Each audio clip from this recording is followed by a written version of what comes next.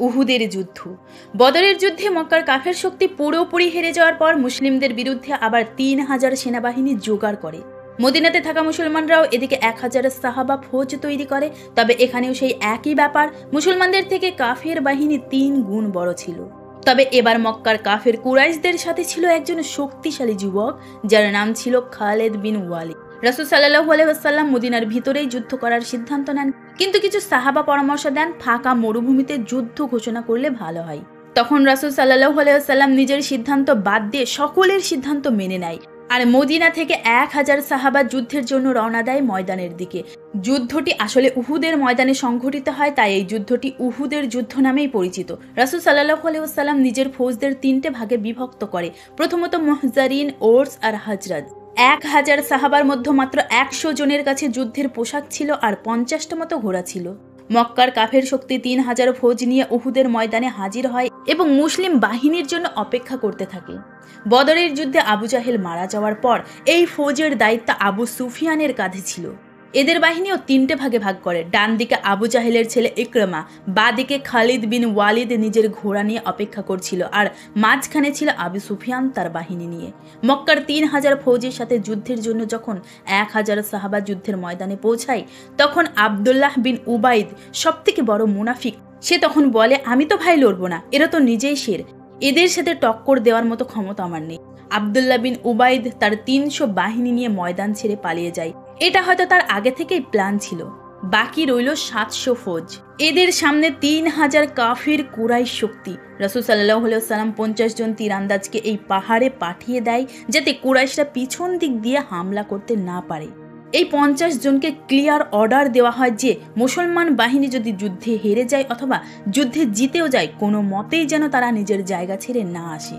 যুদ্ধ শুরু হয়ে যায়। ময়দানে একজন সামনে আসে, হযরত আলী রাদিয়াল্লাহু তাআলা আনহু তাকে হত্যা করে এবং তার ভাইকে হত্যা করে হযরত হামজা।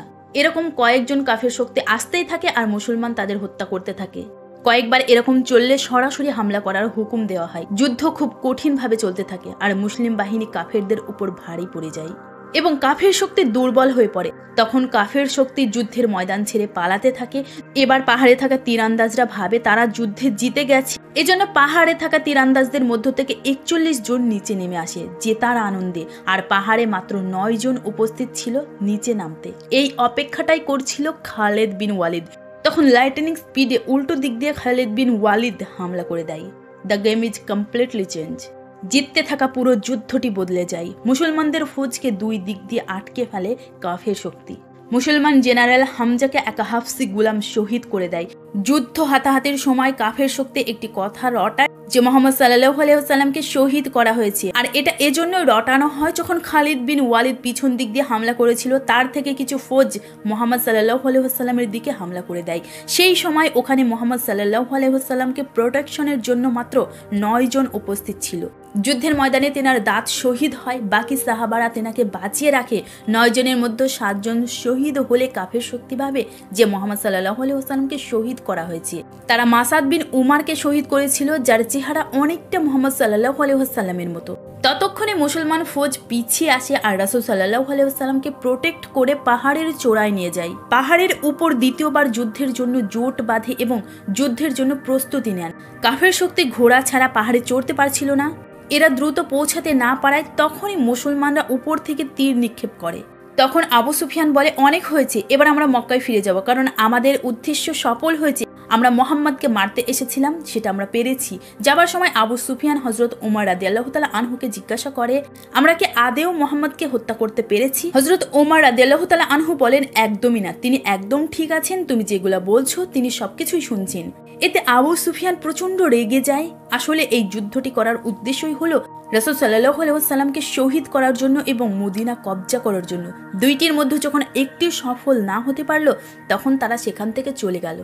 ইতিহাসের পাতায় কেউ কেউ বলে এই যুদ্ধে মুসলমানরা পুরোপুরি হেরে গিয়েছিল, কিন্তু কিছু ঘটনা এমনও রয়েছে যেখানে বলা হয়েছে হ্যাঁ, মুসলমানদের অনেক লোকসান হয়েছে, অনেক সাহাবা এই যুদ্ধে শহীদ হয়েছে, কিন্তু মক্কার কুরাইশদের কোনো উদ্দেশ্যই সফল হয়নি। এই যুদ্ধটিতে মুসলমানদের অনেক ক্ষতি হয়েছে। তবে মুসলমানরা একটা জিনিস বুঝতে পারে যে যুদ্ধে যাই হয়ে যাক না কেন, লিডারের কথার অবাধ্য একদমই হওয়া উচিত নয়। পরবর্তী সময়ে বড় বড় যুদ্ধের সাথে সামিল হয়ে যেখানে তারা কখনো লিডারের কথার অবাধ্য হয়নি।